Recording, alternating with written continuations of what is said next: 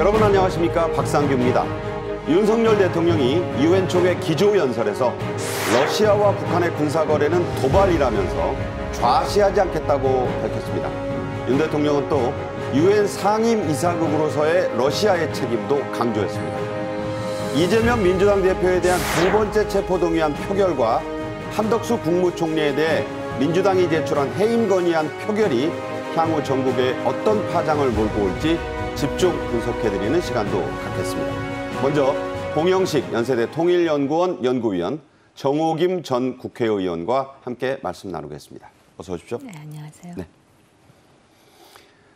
윤 대통령은 유엔 총회의 18번째 연사로 나서서 15분가량 기조 연설을 했습니다. 윤 대통령은 먼저 6.25 정전 70주년을 맞은 대한민국의 발전상과 국제사회에서의 역할을 이렇게 강조했는데요. 직접 들어보겠습니다. 올해는 6.25 전쟁 정전 70주년을 맞는 해입니다. 공산 전체주의 세력의 침략을 받아 나라의 운명이 벼랑 끝에 몰렸던 대한민국은 유엔군의 참전에 힘입어 극적으로 자유를 지켜낼 수 있었습니다. 지난 70년간 전쟁의 폐허를 딛고 자유민주주의와 시장경제를 꼽혀온 대한민국은 이제 유엔 헌장이 표방하는 대로 더 많은 자유 속에서 사회적 진보와 생활 수준의 향상을 촉진하기 위해 국제사회에 책임 있게 기여하고자 합니다. 네, 방금 들으신 대로 윤 대통령은 국제사회에 책임 있게 대한민국이 기여하고자 한다면서 여러 가지 실제적 조치들을 이 기조연설에서 약속을 했죠? 네, 사실 유엔이 그 강대국의 이해관계 때문에 우리가 기대하는 만큼의 역할을 제대로 못하는 것은 사실이지만 1945년에 신생국으로서 독립한 수많은 나라들이 아시아, 아프리카에 있잖아요. 그렇죠. 그런데 그 유엔 정신에 가장 부합해서 성공을 이룬 나라가 바로 우리나라거든요. 경제적으로도 그렇고 또 정치적으로도 그렇고. 그래서 이제는 단순히 동북아시아의 어떤 남북 대치 상황 속에서의 조그마한 나라가 아니라 이제 글로벌 역할자가 돼야 된다, 또 될 수 있다라는 부분을 윤석열 대통령이 확인해 주는 차원에서 우선 그 과거에도 그런 얘기를 했죠. 이제는 그 원조를 받던 나라에서 원조를 주는 나라. 네. 그래서 공적 개발 원조 5대2라 그러는데요.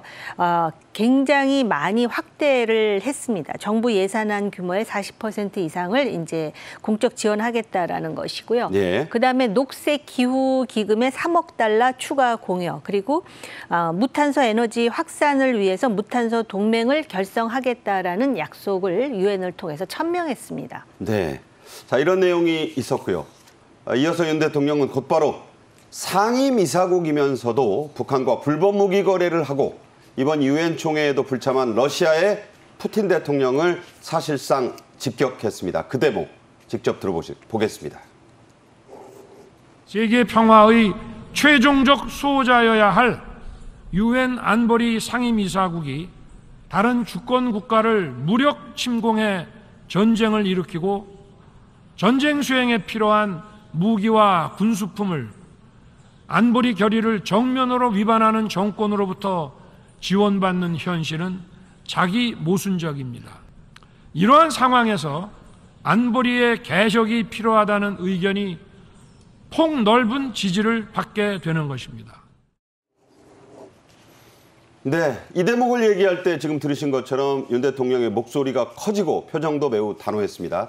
한국 대통령이 상임이사국인 러시아의 자기 모순과 그에 따른 안보리 개혁 필요성을 강조한 것 자체가 대단히 용기가 필요한 발언이었다는 평가가 나오는데 이전에 JFK 재단이 주는 용기 있는 사람들 상을 받아서 그런지 울림이 더 컸어요. 예, 그렇습니다. 윤석열 대통령은 이제 준비된 발언, 또 꼭 해야겠다고 결심한 발언을 한 것으로 보입니다.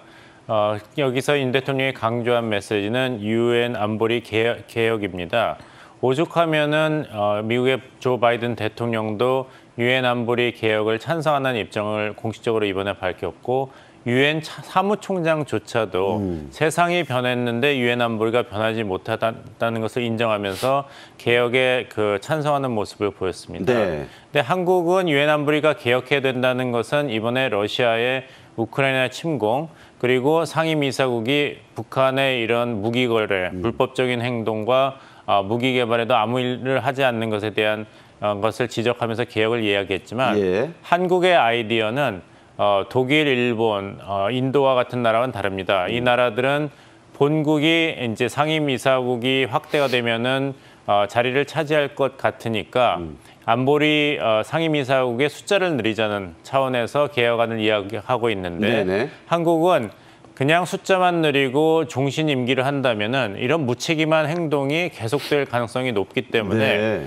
그것보다는 상임 이사국의 숫자는 늘리되 임기에 제한을 두어서 소위 책임 있는 행동을 하는 어떤 시스템이 필요하다는 나름대로 독자적인 개혁안을 제시했습니다. 그러니까 상임이사국 임기제. 임기제입니다. 그러니까 이게 종신처럼 돼 있으니까 마음대로 행동하는 거 아니냐. 그렇습니다. 그래서 여기에도 일정한 커브, 영어로 말하면 이 굴레를 좀 씌우자. 이런 대목이 아주 봉 교수님 설명으로 좀 잘 와닿는데 이게 울림이 더 퍼져 나갈 수 있을까요?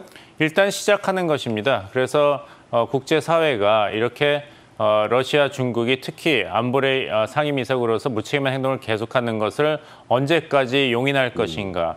여기서 윤석열 대통령이 이렇게 러시아를 꼭 집어서 한 발언은 사실 인도의 모디 총리의 행동과는 정말 대조되는 행동입니다. 네. 지난번에도 이제 분석을 하셨지만 G20 정상회의 주최국으로서도 오히려 모디 총리가 러시아를 의식해서 러시아라는 특정 국가 이름을 빼는 것을 반대했기 때문에 공동 성명의 그런 강도가 낮아졌죠. 그렇죠. 거기에 비해서 윤석열 대통령은 러시아를 특정해서 이야기하면서 러시아의 자기 모순 이게 계속되기 때문에 유엔 안보리가 개혁해야 된다는 굉장히 구체적인 이야기를 했기 때문에 인도가 이런 식으로 러시아에 대해서 온건한 모습 그리고 전략적인 계산을 계속하기 때문에 한미일 안보 협력은 잘 가동되고 있는데 반해서 인도가 참여하고 있는 쿼드는 시작은 굉장히 희망적이었으나 지금 정체 상태에 있는 것은 어떻게 보면은 이제 다 예견된 결과였다 말씀드리겠습니다. 네. 그렇군요. 자, 윤 대통령은 이어서 러시아와 북한의 무기 거래를 좌시하지 않겠다. 이 굉장히 강력한 표현인데요. 앉아서 지켜보지 않겠다 이런 얘기죠. 매우 강력한 언급이었습니다. 직접 역시 들어보겠습니다. 북한의 핵과 미사일 프로그램은 대한민국의 평화에 대한 직접적이고도 실존적인 위협일 뿐 아니라 인태지역과 전 세계의 평화에 대한 중대한 도전입니다. 또 북한이 러시아에 재래식 무기를 지원하는 대가로 WMD 능력 강화에 필요한 정보와 기술을 얻게 된다면 러시아와 북한 군사 거래는 우크라이나뿐만 아니라 대한민국의 안보와 평화를 직접적으로 겨냥한 도발이 될 것입니다.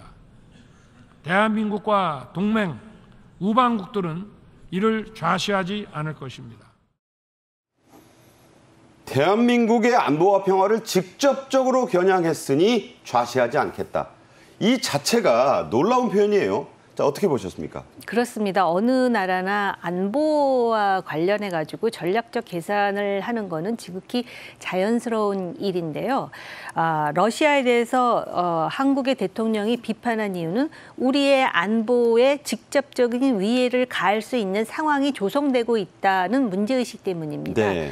러시아라는 나라가 유엔의 안보리에 거부권을 가지고 있는 상임 이사국입니다. 그리고 유엔 안보리를 통해서 대북 제재가 가동되고 있음에도 불구하고 지금 북한과 무기 거래를 한다는 건 아닙니까? 그뿐만이 아니라 우크라이나에 대한 도발도 이 유엔 상임 이사국인 러시아가 자행했습니다. 그런데 이제 이 북한과의 무기 거래가 왜 이렇게 위험하냐 하면은 북한의 어떤 그 포탄과 같은 그러한 재래식 무기를 러시아에 유입하는 대가로서 지금 북한의 군 정찰 위성 기술이라든지 또 더 나아가서 핵 추진 잠수함과 관련한 그러한 일련의 기술 이전 내지는 지원의 문을 열어놓고 있다라는 것은 우리의 안보에 직접적으로 지금 영향을 줄 수 있다라는 점에서 대한민국 대통령으로서는 좌시할 수 없는 것이고 그런 차원에서 유엔 연설을 통해서 러시아에 경고한 것입니다. 네.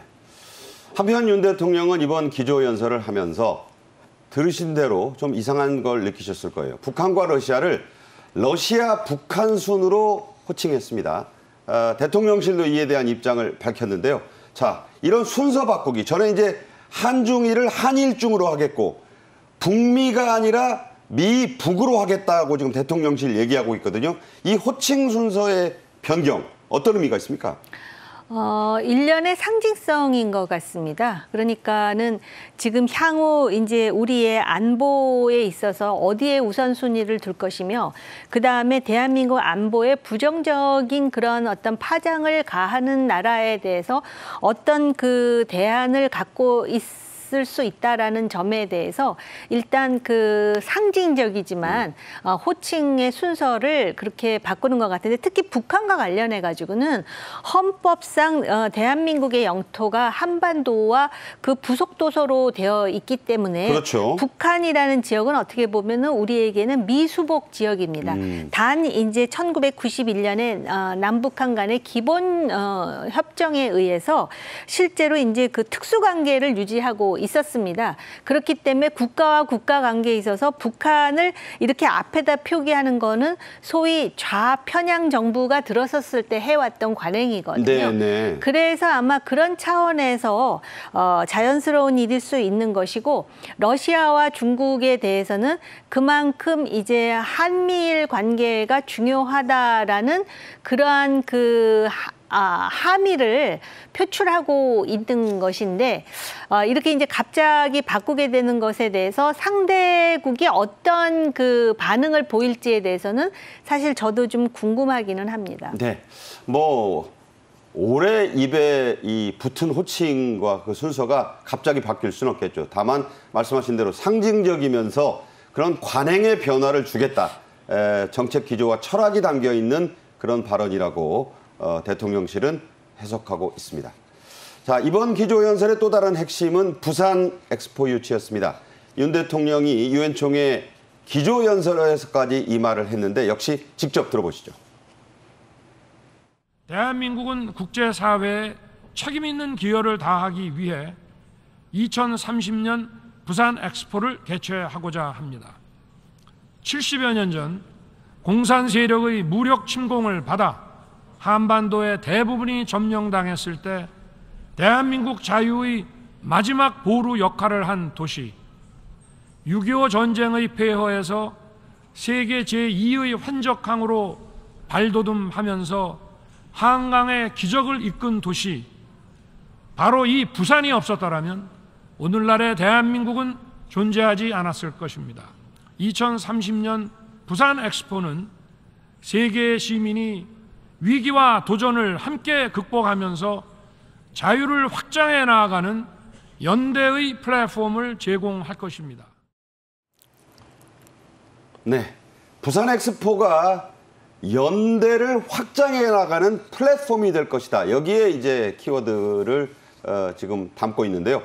윤 대통령은 지금 그 유엔 총회 참가 전부터 지금 릴레이로 부산 엑스포 유치를 위한 릴레이 개별 양자회담을 좀 이어가고 있는데 이 얘기는 잠시 뒤에 또 하겠습니다만, 자, 유엔 회원국들을 대상으로 부산 세계박람회 개최의 의미 또 취지는 이런 것이다, 이런 걸 부각시킨 건데, 자, 어떻게 보셨습니까?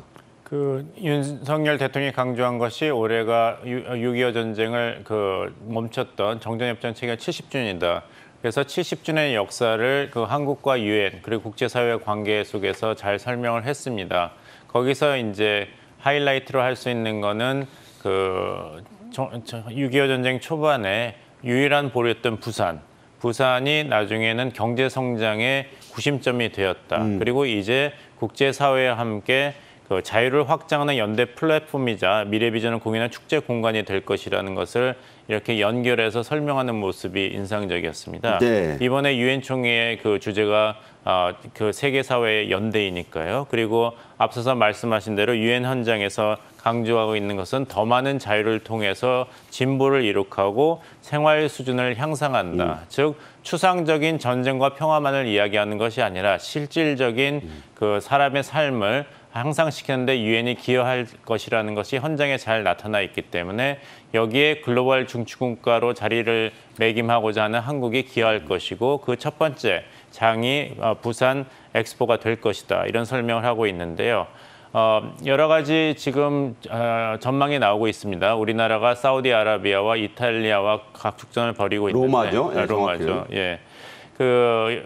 어쨌거나 이제 말씀하신 대로 윤석열 대통령께서는 이번 유엔 총회 연설 참석 전부터 세일즈맨 1호의 모습을 보이면서 열심히 부산 엑스포 유치에 대해서 그 국제사회를 설득해 왔지 않습니까? 그래서 이전에 이제 노무현 정부 때 우리가 평창 올림픽 개최를 신청했는데 러시아 소치에 밀린 적이 있죠. 네네. 근데 그때 기억나는 것이 적어도 실망은 있었지만 정부 차원에서 노력이 부족한 것은 아니었다 하는데 이번에 결과가 어떻게 나오든지 간에 윤석열 대통령과 이 정부가 노력이 부족하지는 않았다는 정도의 평가는 받지 않을까 조심스레 전망해 봅니다. 네. 윤 대통령의 이번 기조연설의 또 다른 핵심은 세계적으로 지금 발생하고 있고 더 커지고 있는 바로 이 격차의 문제였습니다. 세 가지의 키워드를 꼽았는데요. 직접 들어보겠습니다. 저는 오늘 이 자리에서 개발 격차, 기후 격차, 디지털 격차 이 세 가지 분야의 격차 문제를 제기하고자 합니다. 개발 격차를 해소하려면 재원과 기술 역량을 가진 국가들이 책임 있는 역할을 해야 합니다. 기후위기는 국가 간 경제 격차를 더욱 악화시키고 인류의 지속가능 발전을 제약하는 또 다른 도전 요인입니다. 디지털 격차는 곧 경제의 격차를 의미합니다. 따라서 디지털 격차의 해소는 글로벌 사우스 문제의 해결을 용이하게 할 것입니다. 네, 방금 들으신 글로벌 사우스.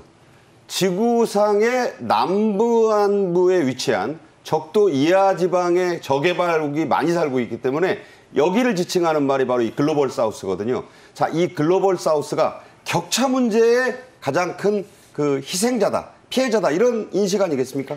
제가 아까도 말씀드렸지만은 1945년에 소위 강대국으로부터 독립된 대부분의 나라가 바로 지금 글로벌 사우스라고 하는 지역에 위치한 나라들입니다. 네네. 그리고 지금 21세기가 되었음에도 불구하고 경제적으로 자립이라든지 또는 정치적인 안정을 이룬 나라가 없습니다. 그래서 거의 그렇죠. 유일한 쇼케이스라고 하는 나라가 대한민국이라는 점에서 네. 많은 나라에 귀감이 되고 있다라는 부분을 강조한 것이고요.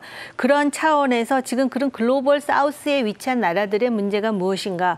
바로 개발 격차, 그리고 또 새로운 어떤 그런 그 정보 산업 또는 기술, 하이테크와 함께 디지털 격차가 굉장히 심하게 일어나고 일종의 있고, 소외죠. 그리고 북부의 많은 그 선진국들이 스스로의 개발이라든지 선진화 과정에서 나오는 그런 탄소 배출, 이것을 오롯이 피해로 감당해야 되는 나라가 또 오히려 글로벌 사우스에 있는 나라이거든요. 이 문제는 사실은 굉장히 심각하게 바라봐야 되고 어느 한 나라의 노력으로 이루어지지 않습니다. 그런 차원에서 우리도 명실상부한 선진국 반열에 이제 도입하는 나라로서 역할을 하겠다라는 의지도 표출이 되는 것이고, 또 그런 차원에서 우리가 그 기후 격차라든지 개발 격차, 디지털 격차를 위해서 지원하거나 또는 공유할 수 있는 여러 가지 자원들이 있습니다. 네. 윤 대통령의 이 기조연설 바로 전날 바이든 미국 대통령이 러시아를 규탄하고 간보리 개혁을 매우 힘주어서 말했는데요. 역시 직접 들어보겠습니다. Yet, for the second year in a row, this gathering dedicated to peaceful resolution of conflicts is darkened by the shadow of war. an illegal war of conquest brought without provocation by Russia against its neighbor Ukraine, and it's Russia alone that stands in the way of peace. We seek to responsibly manage the competition between our countries so it does not tip into conflict. I've said we are for de-risking, not decoupling with China. 네. 자, de-risky. 한마디로 탈위험이란 말을 했습니다. 바이든 미국 대통령은 이런 기조에서 러시아는 물론이고 북한과 이란의 안보적인 위험 문제도 싸잡아서 비판을 했습니다. 그 의미를 어떻게 보십니까?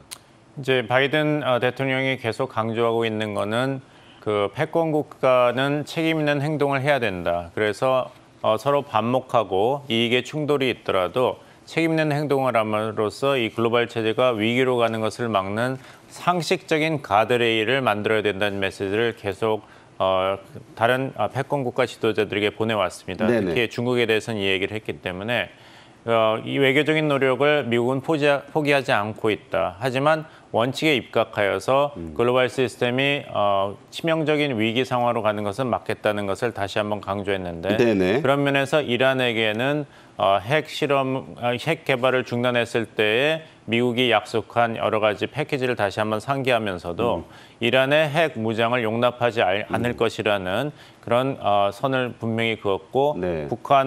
또한 북한의 핵 위협을 단지 단기적인 위협이 아니라 국제사회가 계속 대치할 것이라는 것을 강조하면서도 북한에 대해서 외교적인 해결을 미국이 포기한 것은 아니다. 네. 외교적인 해결의 길은 항상 열려 있기 때문에 키는 북한이 쥐고 있다는 것을 다시 한번 강조했습니다. 그래서 네. 흥미로운 것은 이제 러시아 러북 정상회담 이후에 지금 중국이 나름대로 소외됐기 때문에 앞으로 있을 여러 가지 국제 사회의 큰 이벤트에서 시진핑 주석이 바이든 미국 정부와 의외로 큰 빅딜을 추구할 가능성도 배제할 수 없습니다. 네, 지금 말씀하신 대로 바이든 대통령은 이 기조연설에서 중국과는 경쟁은 추구하되 갈등을 추구하는 것은 아니다라는 입장을 내놨습니다. 이게 좀 해석이 여러 가지로 나옵니다. 강원 양면의 전략이다. 속도 조절을 좀 하는 것이다. 여러 가지 평가가 나옵니다.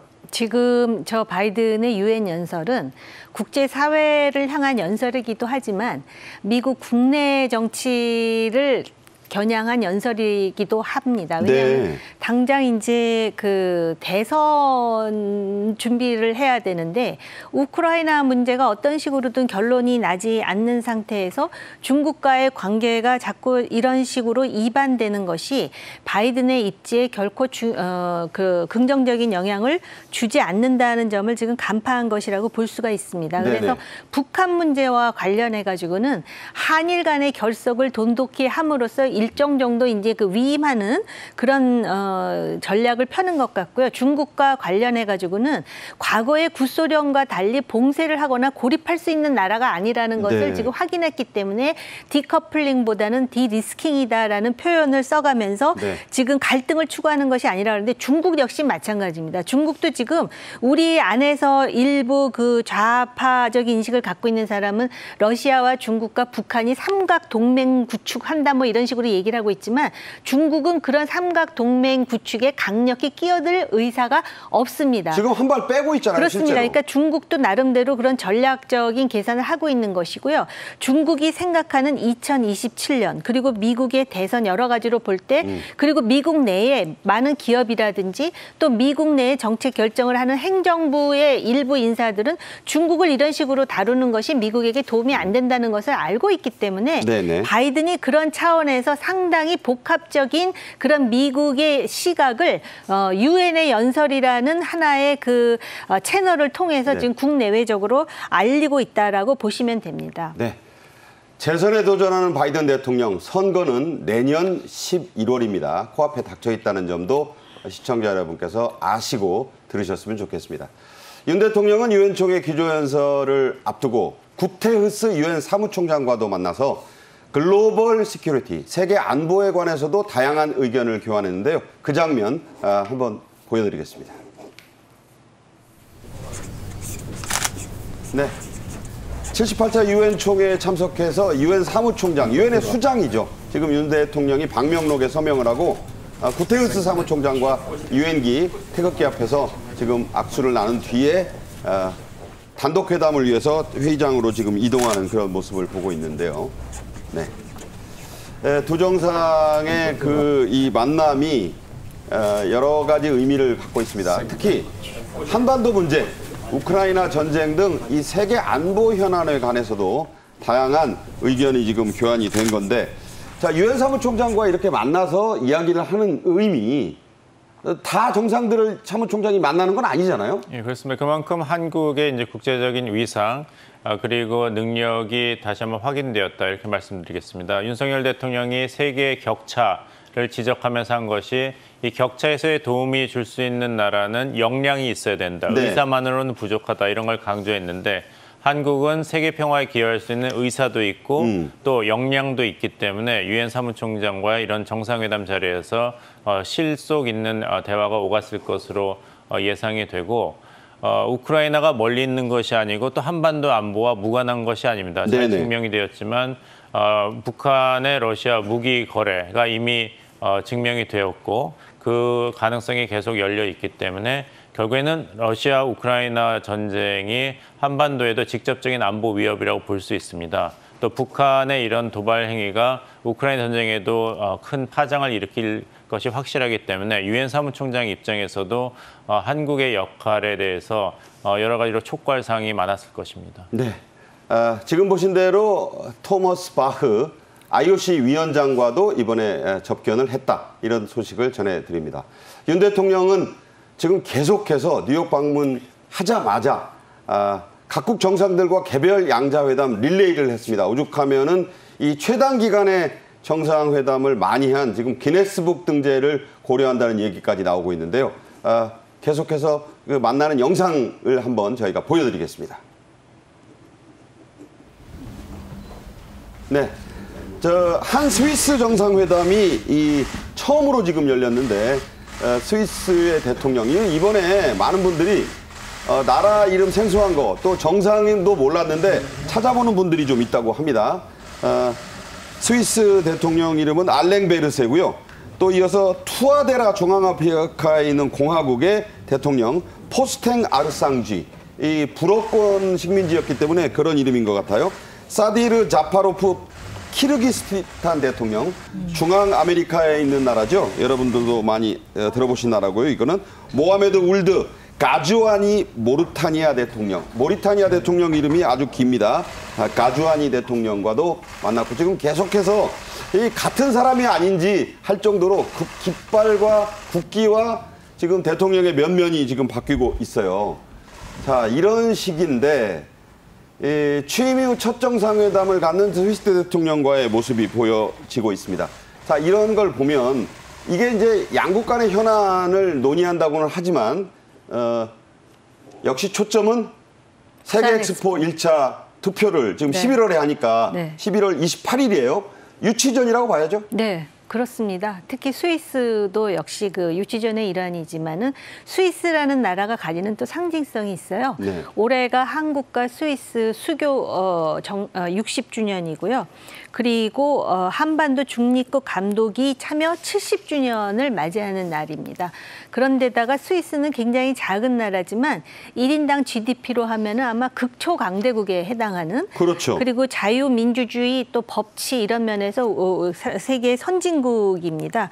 그리고 지금 21세기 먹거리라고 할 수 있는 양자 기술을 포함해서 아주 그 고난도의 기술을 또 보유하고 있기 때문에 그런 기술 협력이 가능한 나라인데다가 또 한 가지 첨언을 하자면은 북한의 비자금이 아마 스위스 은행에 아직까지도 그렇죠. 그래서 여러 가지 점에서 스위스에서 교육받은 그 북한의 권력자들 있지 않습니까? 김정은이 어린 시절을 저기서 그렇습니다. 보냈지 않습니까? 근데 아쉬운 거는 스위스에서 민주주의를 배웠어야 되는데 교육의 그 효과라는 것에 대해서 고개가 좀 갸우뚱해지는 부분이기도 스위스 치즈, 하기는 하지만 스위스 명품, 스위스 시계는 좋아하게 됐죠. 명품에는 꽂혀 있는데 제대로 된 스위스의 소프트웨어를 못 배운 게 아닌가 그런 생각이 들었습니다. 네. 자, 두 분과의 말씀은 오늘은 아쉽지만 여기서 접도록 하겠습니다. 오늘 감사합니다. 네. 네, 다음 주제로 넘어가겠습니다. 오늘 국회가 정말 뜨겁습니다. 이재명 민주당 대표에 대한 두 번째 체포동의안 표결, 가장 큰 관심사라고 할 수 있고요. 한덕수 국무총리에 대해서 민주당이 낸 해임 건의안도 전국의 뜨거운 이슈입니다. 그 파장을 집중 분석해 보겠습니다.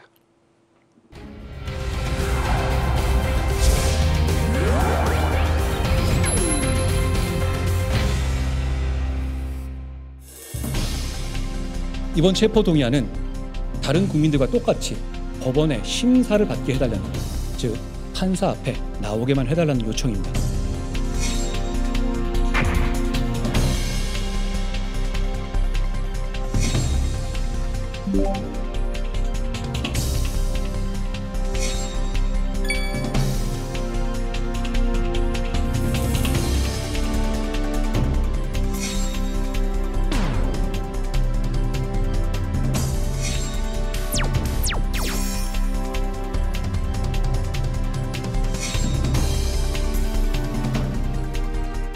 네, 이 주제는 최양호 기업정책연구원장, 이동석 전 대통령실 행정관과 함께하겠습니다. 어서 오세요. 네, 안녕하세요.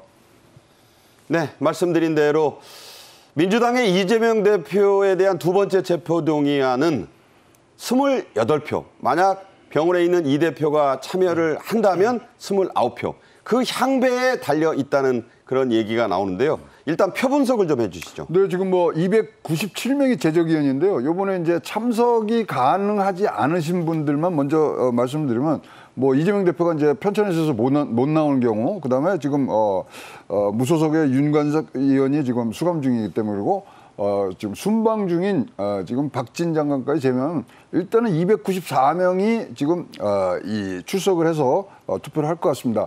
자, 여기에 가결의 요건은 뭐냐면요, 제적위원 과반 출석과 그다음에 출석위원회 과반이 이제 찬성을 해야 이것이 가결이 되는데요. 말씀하신 대로 표 분석을 해보면 국민의힘과 그다음에 범야권들을 합하면 한 120표 정도가 지금 나오고 있고요. 그러다 보니까 야권 진영에서 한 28표 정도가 이탈을 하면 통과되지 않겠냐, 이렇게 보여지고요. 사실 이제 같은 뭐 요건으로 해서 2월 27일 때 사실 우리가 추정컨대 31명에서 34명 정도의 야권에서의 반란표가 나왔기 때문에 이것이 그대로 된다 그러면 지금 말씀하신 찬성표의 가결 요건이 지금 될 수 있는 그런 개연성도 지금 높아지고 있습니다. 네, 표결 결과는 예측 불허라는 그 얘기가 많이 나옵니다. 이재명 대표의 구속영장 청구서는 무려 148쪽이나 됩니다. 검찰은 이례적으로 적어도 11년 이상 무기징역까지도 가능한 혐의들이라고 밝혔는데, 이것 자체가 밝힐 수도 있고 안 밝힐 수도 있는데 밝혔다는 것 자체를 좀 이례적이라고 보는 시각이 있어요. 네, 그만큼 뭐 혐의가 엄중하다, 이렇게 말씀드릴 수 있을 것 같습니다.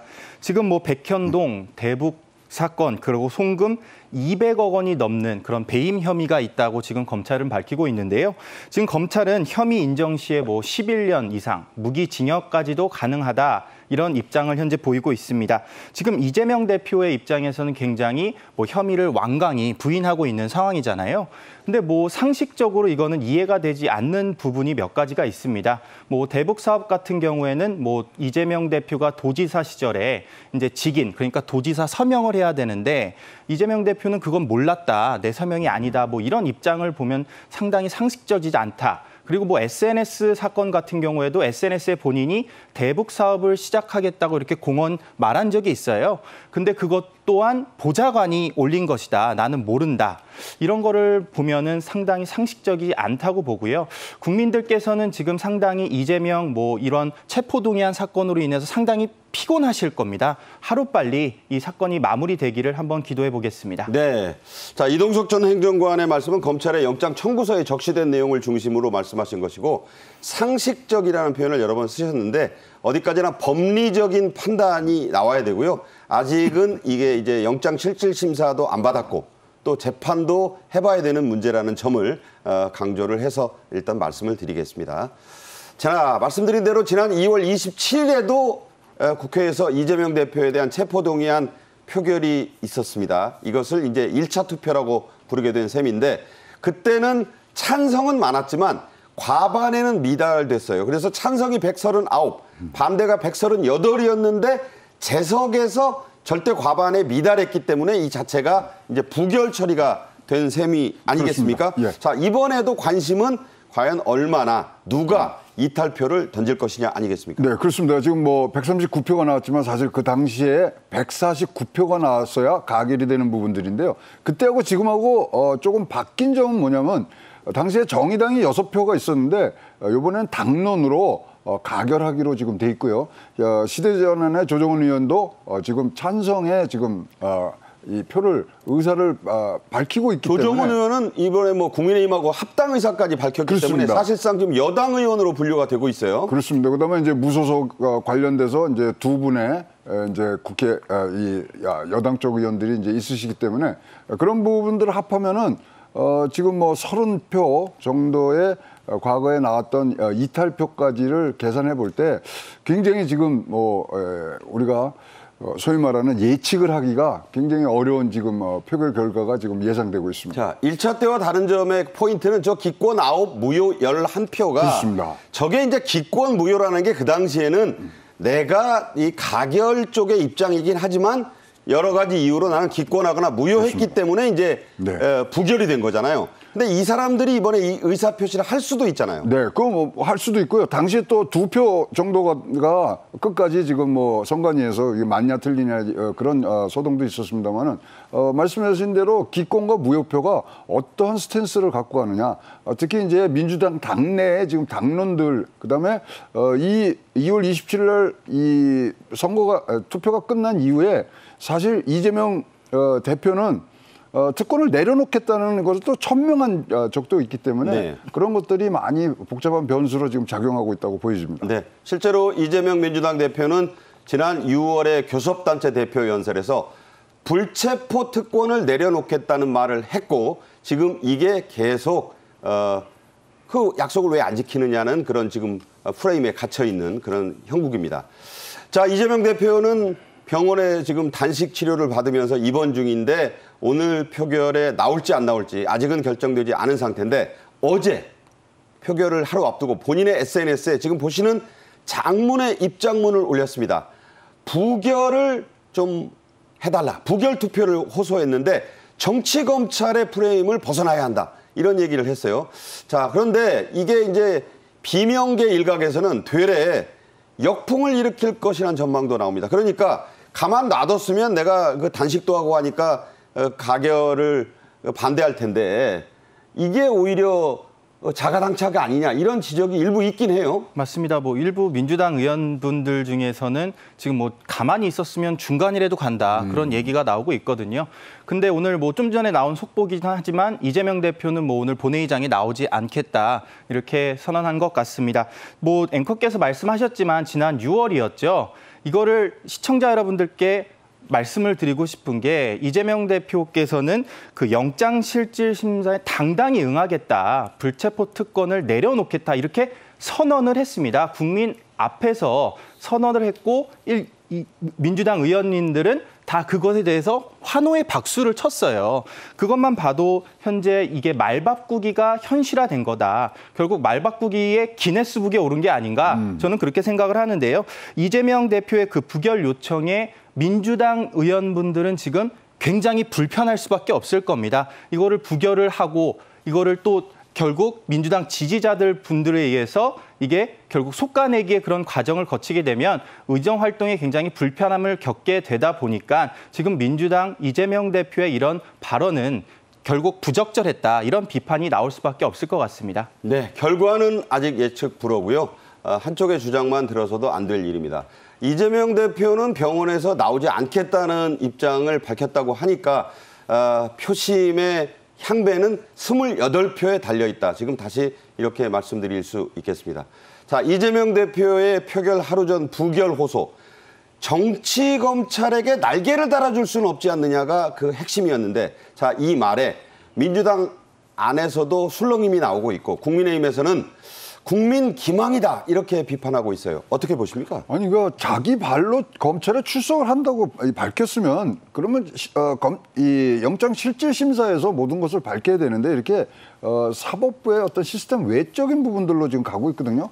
사실 이게 뭐 후폭풍을 보시면은 가결되면 당 분열이라는 얘기가 있고 부결되면 방탄 프레임 뭐 이런 것들에 해서 민주당 내에서도 굉장히 지금 왈가왈부가 많습니다만은 어쨌든 간에 기본적인 것은 자기가 불체포 특권을 포기하겠다고 선언을 했기 때문에 어떠한 연유라든지 여기에 영향을 미치는 부분에 대해서는 이런 언사를 좀 자제를 하시면서 당당히 이 결과에 수용하는 그런 모습을 보여야 우리가 믿고 따르는 정치인으로의 모습을 조금이라도 보여줄 수 있는 그런 기회라고 보여집니다.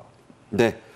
자, 한동훈 법무장관은 이번에도 구속영장 청구에 대한 제안 설명을 본회의에서 하게 됩니다. 역시 큰 관심을 모으는데 어떤 수위로 얘기할지 뭐 부스럭부스럭 그런 얘기로 해서 야당들을 자극할 것이다. 아니다. 이번에는 좀 신중한 톤으로 설명만 할 것이다. 여러 얘기는 나오고 있습니다. 지난 2월 1차 표결 전에 본회의에서 했던 한 장관의 발언 직접 들어보시죠.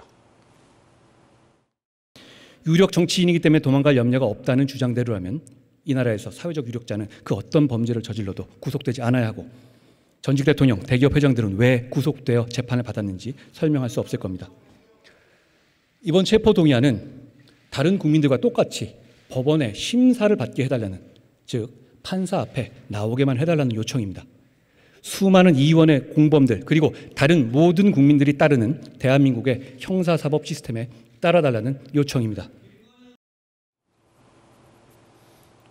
네, 본회의에서는 이것 말고도 오늘 쟁점이 많다고 말씀드렸는데 특히 민주당이 제출한 한덕수 국무총리에 대한 해임 건의안은 가결이 돼도 실제로는 효과가 없다 이런 지적이 나옵니다. 왜 그런가요? 이게 뭐 실효성도 그리고 명분도 없는 행보죠. 이게 지금 결국 민주당이 결국 국정 운영에 발목을 잡고 있다 이런 비판이 나올 수밖에 없는데요. 이재명 사법 리스크를 피하기 위한 꼼수다 이런 지적도 나올 수 있는 상황입니다. 뭐 가결이 되어도 대통령께서 이거를 받아들이지 않을 걸로 저는 보고요. 지금 흔들림 없이 한덕수 총리께서 국정 운영에 차질 없이 앞으로도 뚜벅뚜벅 나가기를 기대해 보겠습니다. 네, 이 해임 건의안은 말 그대로 해임 건의안이기 때문에 그렇습니다. 법적으로도 대통령이 그 건의를 안 받아들이면 그만이라는 게 그 법 규정이잖아요. 뭐 법 규정이고 있죠. 과거에 이제 박진 장관이라든가 그다음에 이상민 장관에 대해서 해임 건의안을 냈지만 그때는 이제 거부권을 이제 뭐 거부권이 아니라 이제 거부를 하신 거죠. 왜냐하면 내각에 대한 인사는 아주 고유한 대통령의 권한이기 때문에 그런 부분들에 대해서 지금 본인의 판단에 따라서 지금 갈 수밖에 없고요. 전체적으로 보시면 제가 이해를 못하는 건 뭐냐면 요새 보면은 이유 없는 단식, 이유 없는 파업들이 많은데 한덕수 총리의 해임안이 무슨 원인으로 올라왔는지 국민들 아는 사람은 굉장히 저는 제로라고 생각을 하는데 왜 한덕수 총리가 해임돼야 되는지 그 이유부터 좀 밝혀주셨으면 좋겠습니다. 네, 어쨌든 민주당은 해임 건의안 통과를 공언하고 있습니다. 한덕수 총리는 본인의 해임 건의안이 제출돼서 표결에 붙여지는 데 대해서 국민들이 판단할 것이다. 개의치 않겠다는 입장을 보였습니다. 지금 나오는 얘기. 1970년부터 공직을 시작해서 현재 50년쯤 내가 공직자로 일했다. 국민 생활 수준을 향상하는 데 최선을 다해왔고 앞으로도 그럴 것이다. 해임 건의안은 국민들이 판단하고 심판할 것이다. 그러니까 야당 표결이 문제가 아니라 나는 국민들을 보고 일하겠다. 이런 얘기가 되네요. 맞습니다. 국민만 보고 본인의 업무, 그러니까 길을 뚜벅뚜벅 나가겠다 이런 의미로 보여집니다. 지금 국민들께서도 아시다시피 갑자기 뜬금없이 국무총리 해임 건의안이 올라온 거 아니겠습니까? 지금 민주당에서는 이재명 대표의 단식 과정에서 국회 중단, 국회 보이콧 중단 선언까지 한 상황이 있었어요. 결국 하루 만에 원상으로 복귀가 됐는데 그 하루 동안 국회가 공전된 상황에서 상임위 여러 곳이 열리지도 않았습니다. 예, 그런 과정에 있어서 국민들께서는 현명하게 판단해 주실 걸로 믿고요. 한덕수 국무총무 역시 50년의 공직 생활 동안에 쌓아놓은 업적을 완수히 이렇게 마무리해 주실 것을 믿습니다. 네. 오늘 국회 본회의에서 야당은 또 검사들에 대한 탄핵안도 지금 표결에 붙여서 처리할 그런 움직임을 보이고 있습니다. 이렇게 여야 간의 대립과 대치가 최극단으로 치달으면서 민생과 경제는 아예 뒷전으로 밀렸다는 비판이 나오지 않을 수 없는데요. 실제로 교사들이 계속해서 지금 매주 시위를 벌이고 있는 이 교권보호사법 등 정말로 시급한 개정안들은 아예 법사위원회 문턱조차 넘지 못하고 있죠. 아주 정확히 지적을 해주신 것 같습니다. 민생은 완전히 뒷전입니다. 이건 정쟁으로 가는 수밖에 없는데 말씀하신 대로 지금 이 교권보호법, 그다음에 아동학대처벌법, 그다음에 실손보험 청구 간소화, 그리고 중대범죄 신상정보공개법, 머그샷법이라고 그러는 거죠. 자, 그런데 저는 더 지금 한심하다고 표현할 수밖에 없는 게 2023년도 국정감사 계획서조차도 지금 통과가 안 되고 있는 거예요. 국정감사라는 거는 1년의 가장 큰 정치적 행사인데 이것을 정쟁을 이유로 지금 뒷전으로 밀려 있다. 국민은 누굴 보고 바라보고 우리의 삶을 개선하는 그런 국정감사들을 우리가 기대를 해야 됩니까? 네. 가을 하늘이 쾌청한데 여의도는 온통 먹구름에 휩싸여 있는 형국입니다. 그걸 바라보는 국민들의 심정은 답답하기만 할 것 같습니다. 최양호 기업정책연구원장, 이동석 전 대통령실 행정관과 말씀 나눴습니다. 고맙습니다. 감사합니다. 정책엔 이슈가 준비한 오늘의 소식은 여기까지입니다. 시청해주신 여러분 감사합니다.